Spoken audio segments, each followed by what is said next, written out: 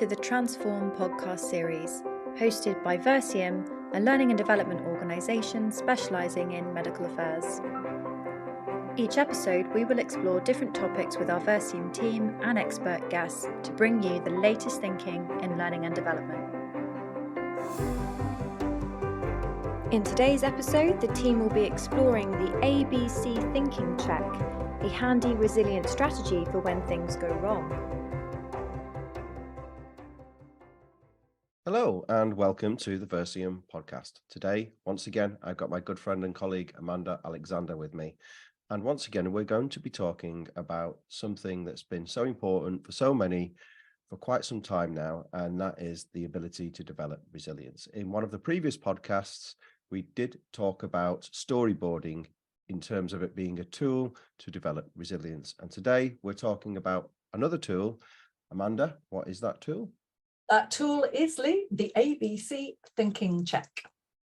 The ABC thinking check. Okay. Is this a fast tool? Is it an easy tool to use? Of course it is. Complex.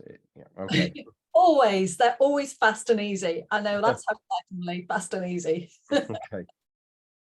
So tell us, what does ABC stand for then? And is it? Did you say thinking check?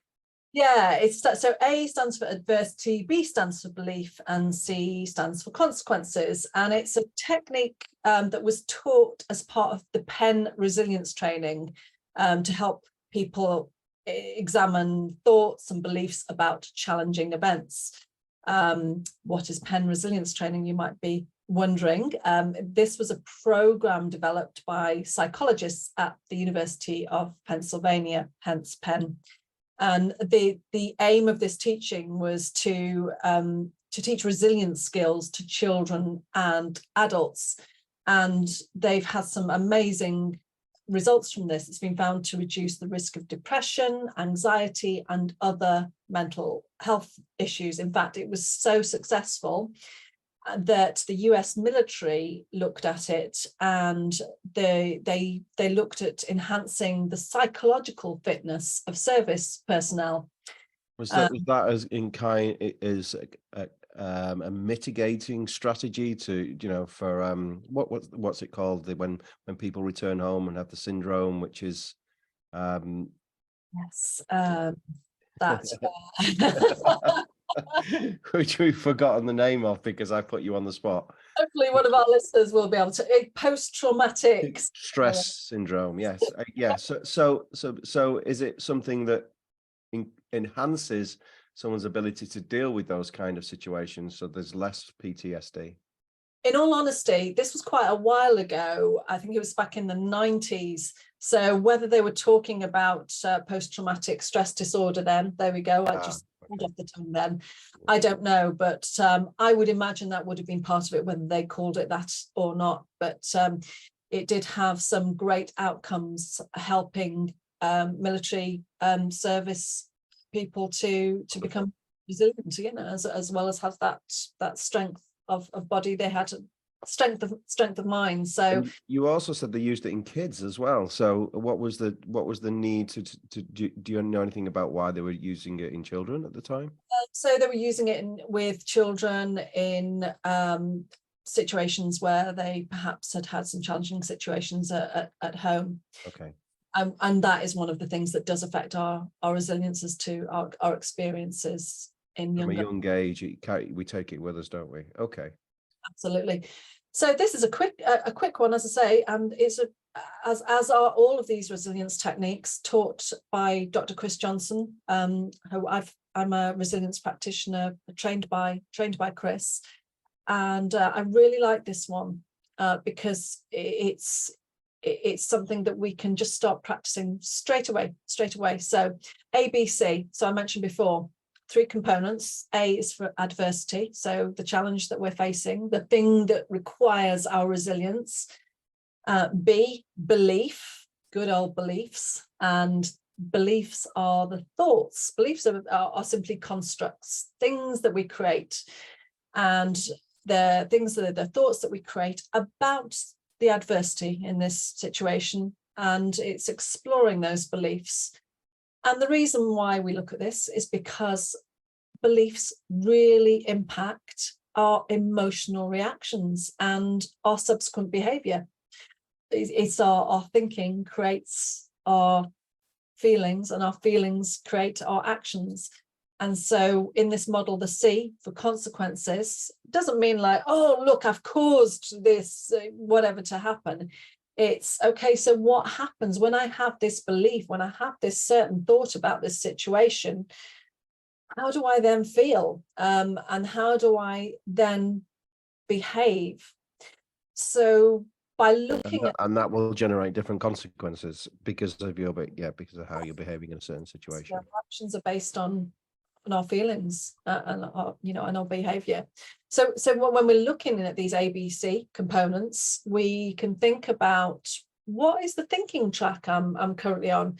And we talked in the previous resilience podcast about the negativity bias. And so, here he is again, our good old friend, negativity bias. And often that's the thinking track that we're on. So it helps us to assess where this kind of thinking track is leading us emotionally and behaviorally. And that awareness allows us to consider alternative ways of thinking and choose a more helpful thinking track. And this, Lee, brings me to my favorite principle from coaching. And way back when I trained as a coach, as over 20 years ago, the coach training school I trained with, they had a set of principles that helped us to look at how coaching changes behavior. And my favorite was this: awareness is the precursor to choice. Awareness is the precursor to choice. So what does that say to you, rather than me going and explain to it? It says to me that perspective is involved in awareness. So and therefore there are several ways of looking at something. That's what it would say to me initially. I don't know if that's the answer you're looking for. So yeah, I mean, awareness, once we are aware of how we're thinking, rather than just being on autopilot, it's once we take ourselves autopilot and we get curious as to the way we're handling a certain situation, that's when we can go, okay, I don't have to let this completely ruin my day. Let's take, for example, okay, let's try and model this ABC rather than talking about it theoretically. I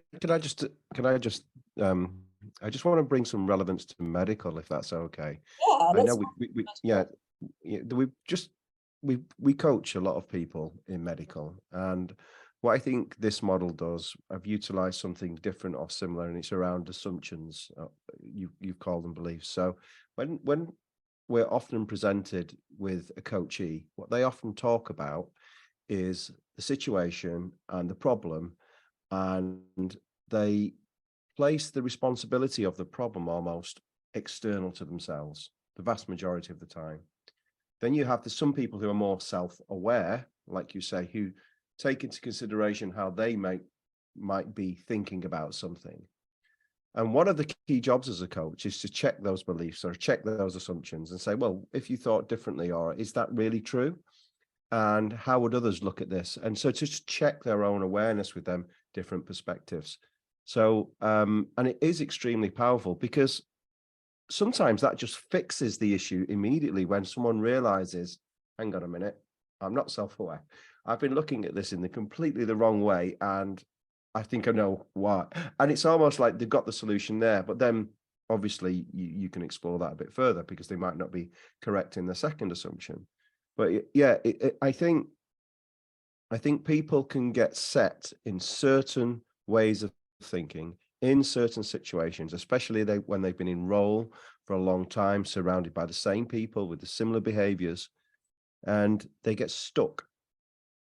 And what this does, this belief checking or assumption checking, it kind of rocks their world. It sort of kind of shakes reality, like a bit like one of those globes where the snow comes down. The whole scene looks a bit different. It's like, okay, we can look at things differently now. So I just think this is something that coaches use, we use in different ways, shapes and forms. And in medical, with people are getting stuck a lot, I think this is really, really helpful just to use on themselves. So apologies for that brief interlude there, Amanda. It's okay, because I'm gonna get you to do some more work now, Lee, anyway. So you've kind of warmed up to it. So let's model this. So I'm going to put you on the spot, and I'm going to get you to think of a typical adversity or challenge that someone in medical might experience. Okay. Okay, so tell me what it is. So one most frequently faced is an issue with a colleague, whether it be a line report, line manager, or colleague. It's often a line report or a line manager, and it's usually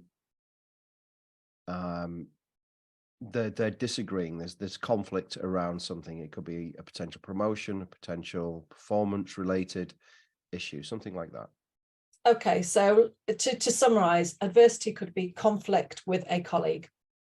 Yeah. Okay, and I think what helps when we describe the adversity, take the emotion out of it. You won't often hear me saying take the emotion out of it. No.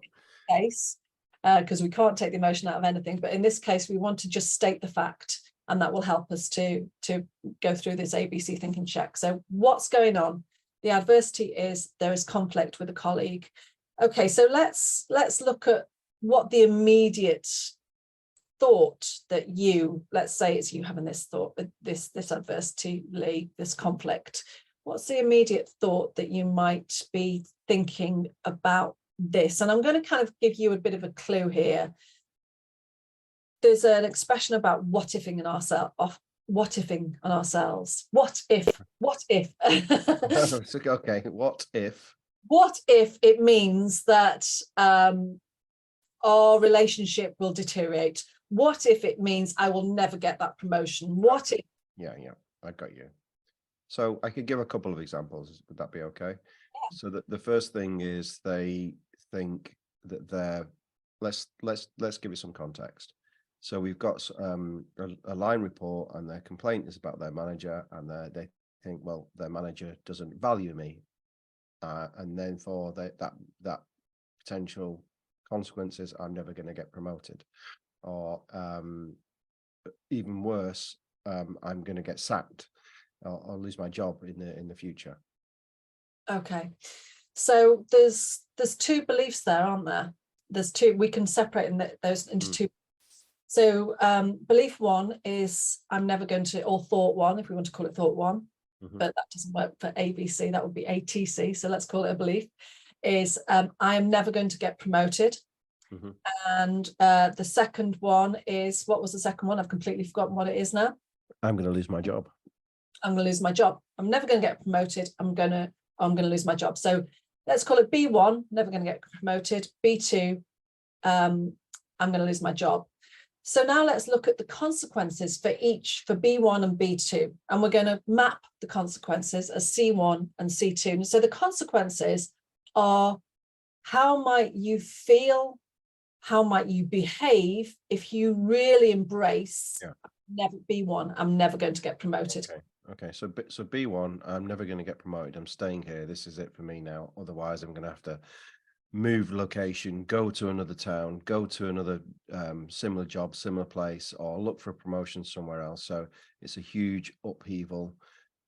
And the other consequence is that I'm stuck in this role if I don't choose to do those things. Okay, all pretty doom and gloom. Yeah.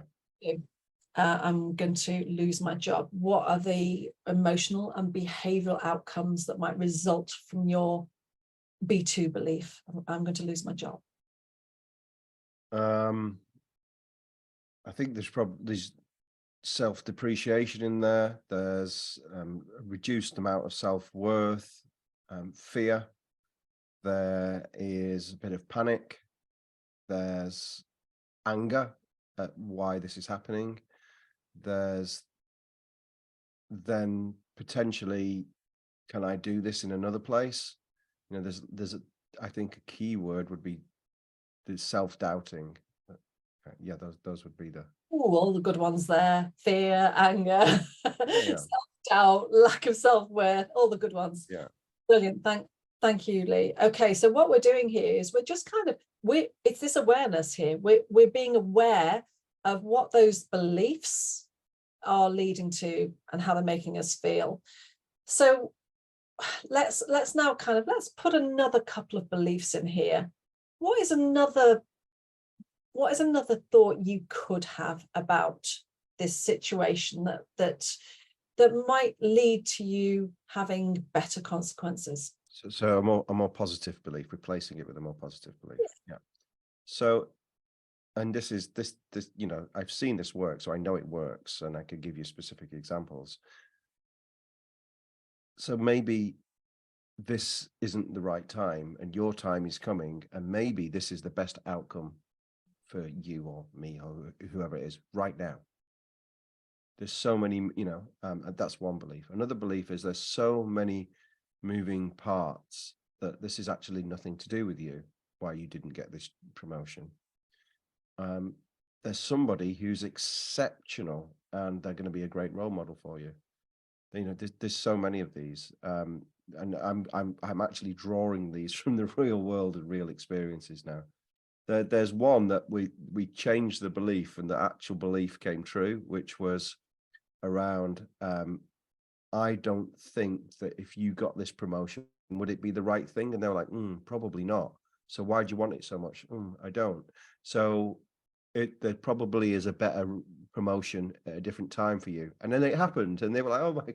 So yeah, you can change them beliefs. Sorry, back to you. I'll give you two. No, it's okay. So you've given a couple of really positive beliefs there. And even though you're modeling this and that this isn't a real situation for you, I think that anyone who's listening or watching will have seen the kind of difference in the way you were speaking, that you were lighter, more animated. Because what's happening is that when we create stories, our mind accepts those stories as true, and then we feel those feelings. That's why the movies are so popular. Well, they were real events, and I'm, you know, you have to be empathic as a coach, and I was in their shoes, so those were about those people. Yeah. What kind of emotional and behavioral outcomes comes from those couple of positive beliefs, like maybe this wasn't meant to be, or maybe it'd work out better? So if I can't remember everything I went through, but I can remember the consequences of some of the. So the one I mentioned, the one I probably came to life with the most, was where somebody not only changed their belief around the situation, but how they look at things generally. So they were looking at this. They were originally being in this promotional place, self-depreciating. What does this mean? What's this say about me? And then, you know, dragging up further things from the past. And then they switched it to this. I just want a promotion because I want to feel better about myself. So they were just going for any promotion. And I'm, having checked their background, realized that they needed a different promotion, a different path. And they actually changed career. They actually went into learning and development. And they've got a new lease of life. The consequence, they're happier. They look at things differently, and actually understanding the process which you're talking about now, which they went through then, made them realize that way of changing someone's thinking with a simple process like this, enabled them that, or convinced them that learning and development was the direction that they wanted to go in. So that was a really good story for that person. So you've got a great real world consequence as a result of challenging that belief. Thank you. Thanks for going through that with me. So I'd like to add a little Bobby bonus onto this, Lee, just to finish off, because I think this is really useful. So we talked about ABC, and there's actually a D&E that we can attach here to help us when we're looking at challenging those thoughts that you know, help us to think that everything's going wrong and there's no hope for us. So that is the D. The D is for disputing the thought. And so again, you could imagine that you're in a courtroom and that you have been given the job of prosecutor, and you have to dispute all of those negative beliefs that you've just heard. And you can ask yourself questions. I go on about the quality of the questions that we ask ourselves is so important, affects the quality of our outcomes. So here are just a few questions for you to think about, and feel free to write these down if they're useful. What is the evidence supporting these thoughts? It's this question, is it really true, that you mentioned before? How else could I interpret this situation? What's another way of looking at this? What are the implications of me thinking this way? Or what alternative perspectives might be useful here? So those are just a few questions we can ask ourselves to put ourselves in the prosecutor of those negative thoughts, to start disputing them. So the D for the disputing. And then the E is for energization. And when we're in that process of disputing these unhelpful thoughts, that's what leads to the shift in thinking, and that gives us a new energy. So, Amanda, can I just ask, this D and E, this doesn't fit after the A, B, and C, does it? It sits in the action component of the model, which is the belief. Yeah. So, is that right? Yeah. Okay. Thanks. Because I think some people might just think it's linear when actually it isn't. Okay. That's helpful. Yeah, it's not linear. It just reminds, I guess it's A, B, C. Oh yeah, and there's the D. The disputing will lead to the E. So your D and E essentially comes in at the B stage, if that makes sense. Yeah, it does. It does, and I think it's useful for people to hear them questions that you just went through, and I think there's straightforward questions that I use. I just wanted to throw my 2 pennies in there. So one is, which of these thoughts, or which of these beliefs are helping me, and which of these beliefs are getting in my way? And people know intuitively, based on the feelings associated to that belief, which one is which. And I loved your question, so thanks for that. You're welcome. And I think we can, this concept we're talking about, we can mix it up in different ways and teach it in different ways. Another way that perhaps we can talk about on another podcast, Lee, is I know you and I both love this, is talking about red light and green light story. I think we talk about that when we certainly do that in our workshops and our sessions on imposter syndrome, don't we? Yeah, we do. That's one for another podcast. But yes, thank you for today. Thanks, Amanda. Take care. Bye-bye. Goodbye.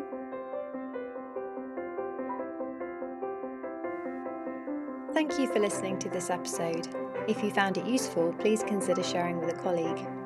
To learn more about what we do or listen to further podcasts, please visit our website, vercium.com.